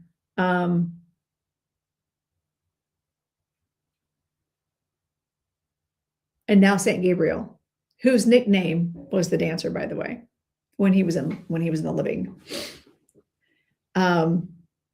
So that it was such a wild, just overall wild experience, and it is amazing. Oh, Ladora, you had Andrea at the psychic fair. How was her readings? I've never gotten a reading from her, but her trance channeling was freaking phenomenal. Someone told me they need us for our energy and creating ability. They need us. How do you mean? How do you mean? What do they need? Creating what, I guess. Ruby, you're not kidding. Like, it's wild. Because I'm like, am I making this up? But then other people validate it in real time before I even say, am I making this up? So it's wild. Okay. So I still have a spirit here, by the way. I'm going to do something real quick. Put this in. I'm going to bring this spirit in because they've been very persistent. So let me see. All right, so I'm going to move into a reading really quick because they're very insistent. I've got 2 here. I've got a male and a female. They're stepping up together. These would be either parents who passed. Okay, let me set my ground rules. If this makes sense for you, if you can relate to this information. Oh, good morning, Wickham. Well, not Wickham, Lorenda. Good morning, Lorenda. Good to see you. I love when Lorenda comes into my room. So you have to be able to take 100%. 100% of the information has to make sense. Okay. And my information can be about you or the spirit themselves. So I'm going to try to get the spirit information first. I have two that stepped up, male and female. They come in together. So they feel like they would have been mom and dad or grandma, grandpa, but both could be true. Both is true.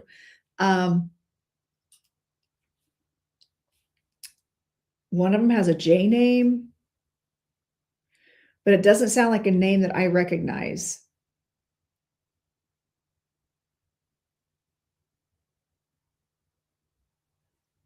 The other one feels like it's an E, like an Ed. That's funny. That's funny. Like an Edward or Edgar, could be an Edgar. There is an E name with the gentleman and a J name with the female. The female feels shorter. They would have been older when they passed, or they looked older when they passed. The 1940s is significant to them. She's saying something about a beehive hairdo, or she's saying beehive. So it's either a hairdo or they had beehives. There's something significant about, or whoever she's talking about has a beehive. She also makes me feel like maybe she did do hair, like she was a hairdresser, or there's something about doing hair, or she's talking about someone that does hair. If 100% of this makes sense, I want you to drop a dragon emoji.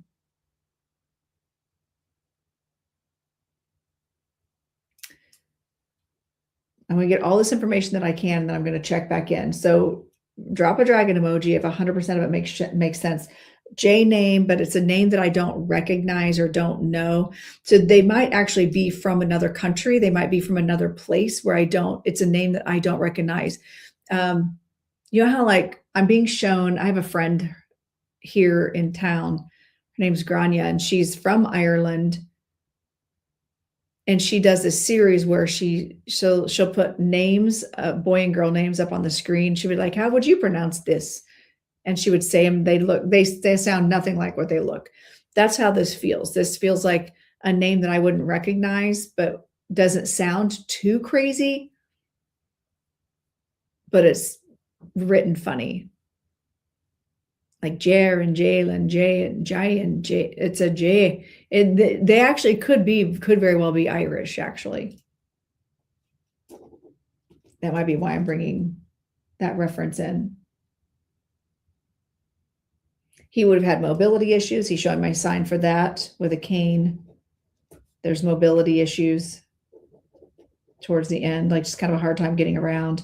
One of them feels like they may have been on hospice, or they went home to pass. They'd been sick and they went home to pass. And one of them feels like they would have waited till everyone left the room.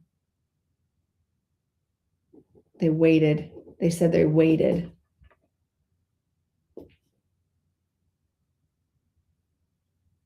To pass alone. How's this resonating? Oh, Ladora, you cracked me up. Yeah, Andrea is good for that. All right.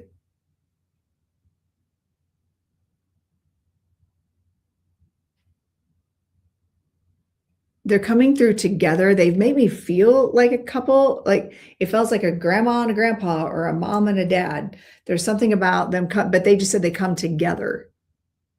They stepped up at the same time.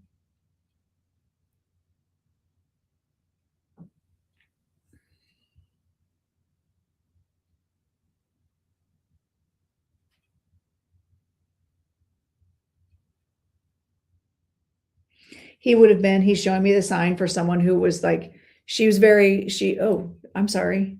They were both very strategic thinkers. So they were very, as opposed to creative thinkers, they were more like math, like very strategic. They were like planners. They were, they feel organized.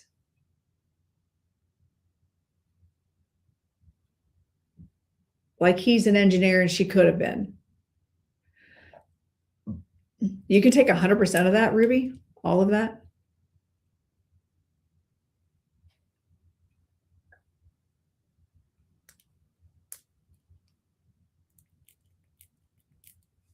And sovereign spiritualists can too. Okay.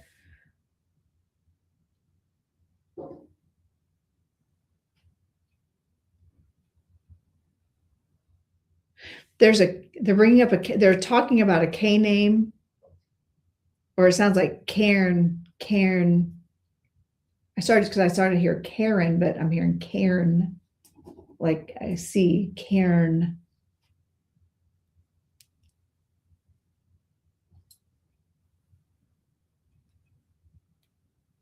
She makes you feel like she liked a simple life. She liked a simple life.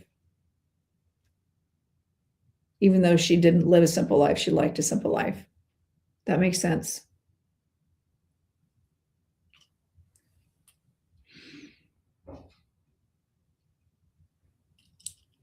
Okay. Oh.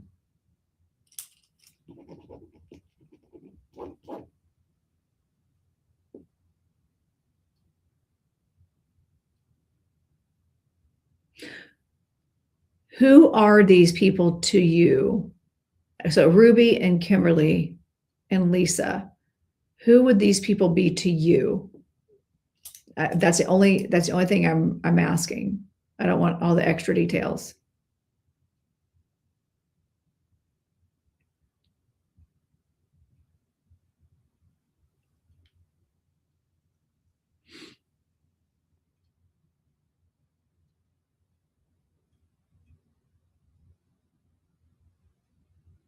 And the grandpa and aunt, they've would they have both been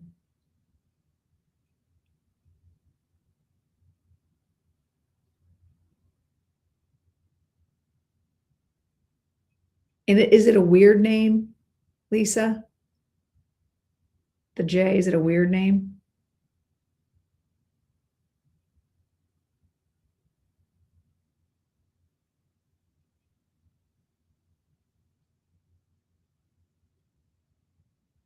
Okay. Kimberly, let me ask you this. Would you understand that they both had similar careers or similar ways of thinking?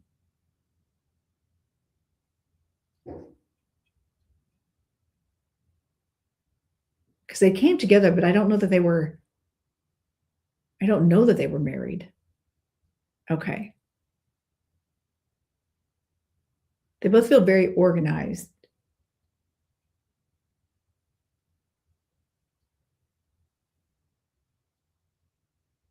Care. Oh. And is there an Irish connection or like a European connection to them?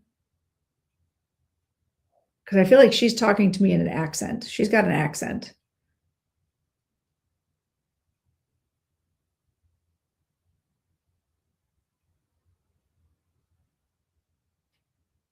I'm almost actually drawn to Ruby, to be honest.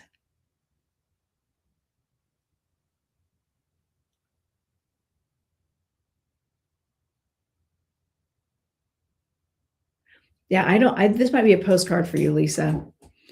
Hey, Ruby, are you able? Okay, no, and Lisa, you know how I work. Okay, I think this is honestly for Ruby. Ruby, are you still in here?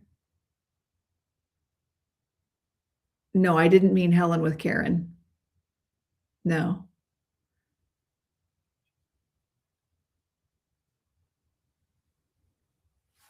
Okay, if you only go back to Europe. Did information get passed just for? Yes, Lorenda, to answer your question.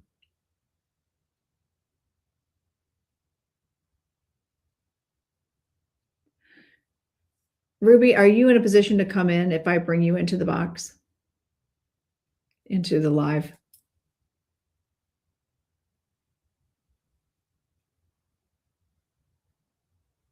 You don't have to show your face. You can just do your voice.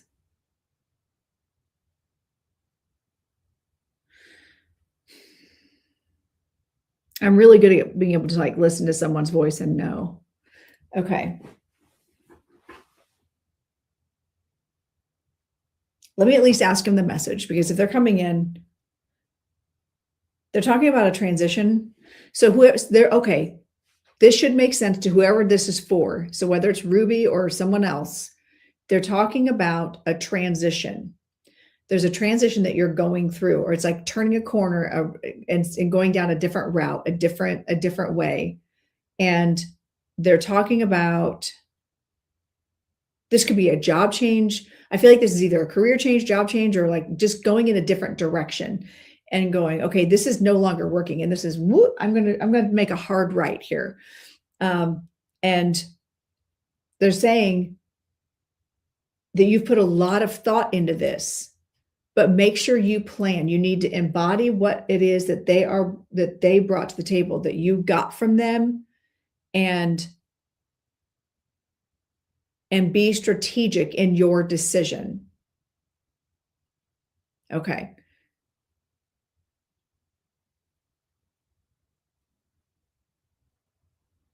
Okay, nice to see you, Guillermo. Did I say that right? Guillermo? Nice to have you here. It's a hard right. They said you must plan ahead for it. I'm also hearing the song Lady in Red. That's wild. That came out. That's literally out of nowhere. Lady in Red. There's something about Lady in Red. So that would have been her, and just coming from her. So either she's talking about lipstick. She would have liked red lipstick, or liked red, something about Lady in Red, something about red, or one of you's wearing red right now. That'd be wild. Like, is one of you wearing like predominantly red today?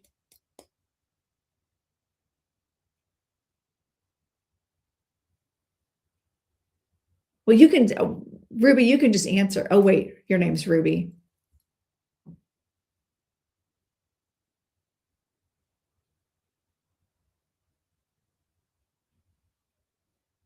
That is hysterical.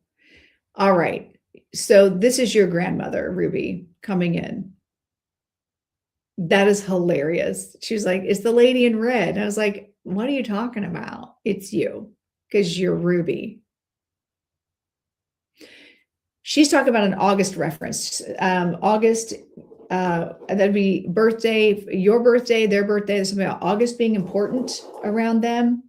Oh, now she's information dumping. Okay. And you just started a book. You just something about you're starting a book or starting a class, something about, she's showing me a book, which is like you just started learning something new to go a different direction. Would that make sense to you? Or she's saying study. Would that make sense?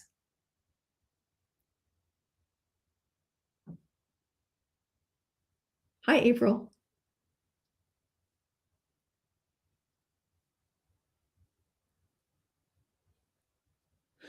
Interesting. Okay.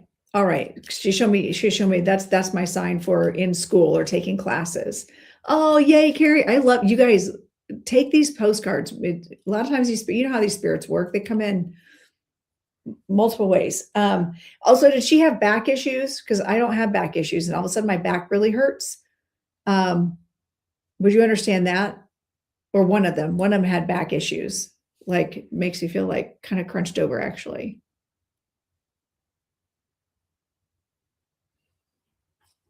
Back issues. School. Oh, I love that, Lisa. Yay. I love when you guys get all the, okay, back. Ruby says yes. Okay. One of them is a Leo. One of them is a Leo energy, because she's like, listen, I would really love your crown. One of them is either end of July, first part of August, birthday, Leo energy. Or you are. Somebody's a Leo because they're bringing up my crowns.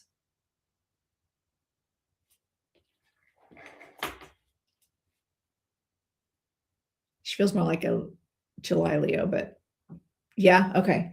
And did you say yes, there was a connection to Ireland? Because I feel like she's like, I feel like when she talks with an Irish accent, or name's Leo. Okay. But okay. Or the name Leo is important, or August is important, is what I'm getting. And did she talk from the back of, like, I'm talking about? She's in like Ireland, like there's something that changes the placement of the tongue when you have an Irish accent and tings. An Irish accent and tings. There it is. There's that. Okay. Because I actually got Irish, Scottish, and that they don't sound anything alike. Okay. I was just in Scotland. last year. Ah, okay, Kimberly, I see you. Okay. Um,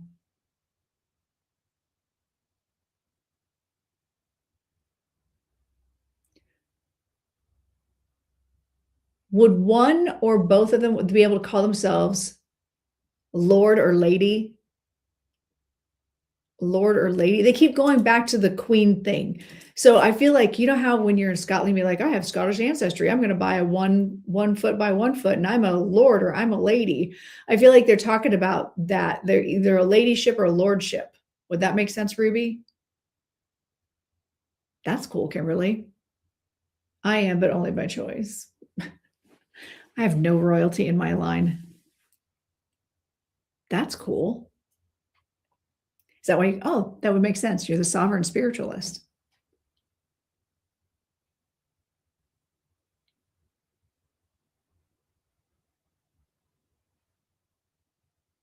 I feel like there's some sort of paper trail. She thought she was the queen. She behaved like that. Oh, that is funny because that's exactly how she's like, I'm going to snatch that crown right off your head.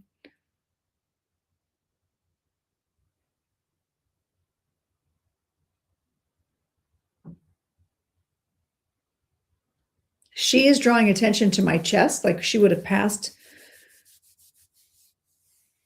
something about the chest, like having a hard time breathing, or that's you. She's drawing my attention to my chest. Would that make sense for her?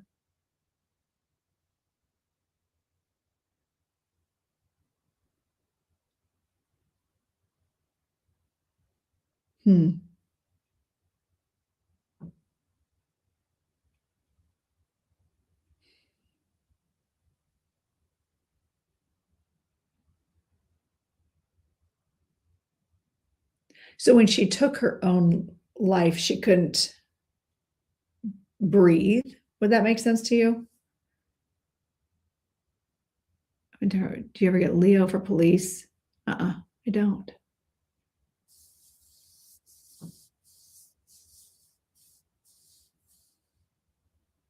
She makes me feel like she had asthma, or you had like chest, having a hard time breathing. Do you have asthma?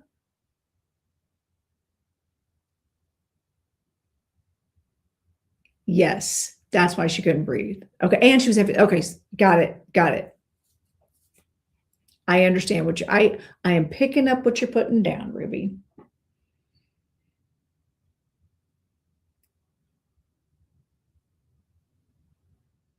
Did she have a relative named Cora? Or was she your great aunt? Was she your great aunt, or you said grandmother, didn't you? Did she have a wild sister? Laura. Okay.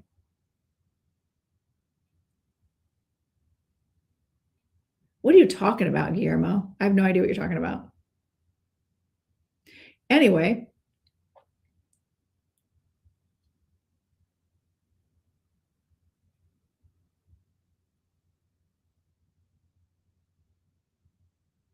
Dirty. 30. She's saying 30. Is the number 30 important to you? Number 30 is important, she's saying, but she makes me sound like she's saying it with an accent. I mean, like, you're from London, so I guess she would have an accent, but the number 30 is important to her. Okay.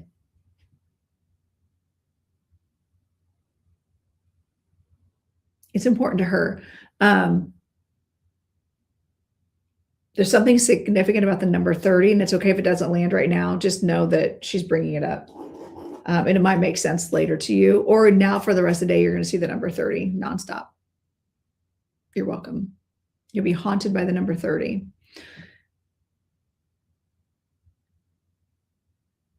She's just saying that make sure you do your research, or make sure you put the work in. Put the work in before you make this big transition. She's very proud of you. He's the quiet type. He just went ahead and let her do all the talking, but he is here. So just know that these two lovely individuals are with you. and that they're helping you on your journey. Yeah. Oh yeah, today is the 30th, isn't it? So I'm just going to let them go ahead and step away. They're like, we came to say what we had to say. Be strategic in your decision making, and make sure before you make that turn, before you make that switch, that you do all your research, and then you cross all your T's, dot all your I's.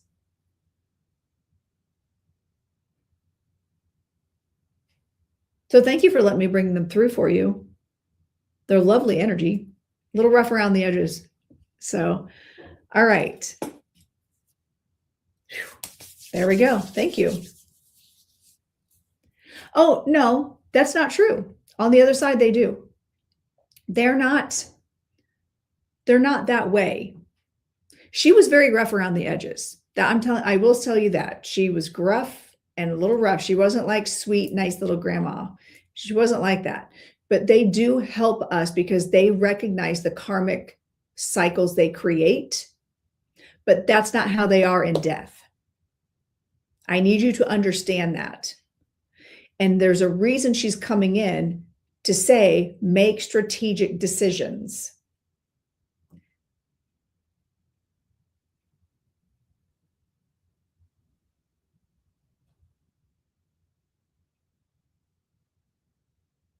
And so it's okay that she didn't like you in life, I promise.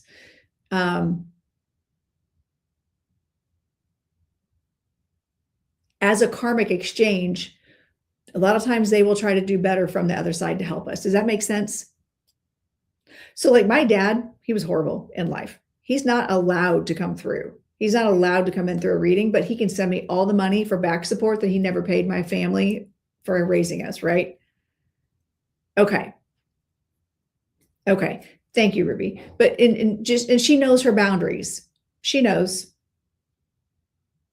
And but they understand this. And I feel like a lot of times they will come through, spirits will come through, and they will tell us things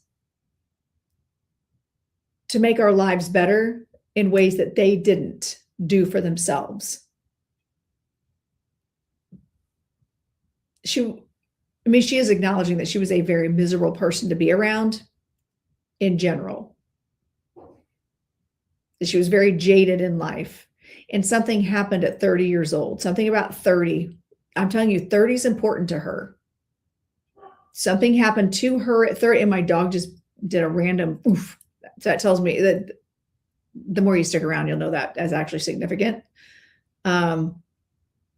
The number 30 is important to her. So it tells me that there's something that happened to her at age 30, or there's something about 30 around her that is a significant point. So I think you'll figure it out later. I'm not worried about it. I'm going to let it go because she's already gone. So thank you for allowing me to read for you and to bring them through. And hopefully at some point, this will make a little more sense, I guess. So, all right. Oh, thank you, Yvonne. All right, guys, it's past noon. I'm out of here. I have so many things to do. My son graduates college this weekend. I've got people coming to stay at my house this weekend. So I need to get my life together, and I teach tonight. So I got lots of going on. You're welcome, Ruby. I'm glad that you stuck around. I'm glad you stuck around. That worked out really well for you. I did not see that coming, to be honest. Thank you, everybody. Make sure you're doing the follow, the share, the likes, the things, all the things. And also, oh, hi, Jen. I see you over there, over the Instas. Oh, thank you. I'm glad you stuck around too. All right. Thank you, everybody. I'm out of here. You guys want to hear my outro? You're going to hear my outro. All right, here we go. Here it goes. Okay. Mwah. Love you guys. Hang on. We're going to do it. We're doing it. The outro. Your time in the realm of the crowned medium is cherished. Her Highness Lorenda Carr encourages you to like, subscribe, comment, and follow on all channels to stay updated on new episodes and offerings.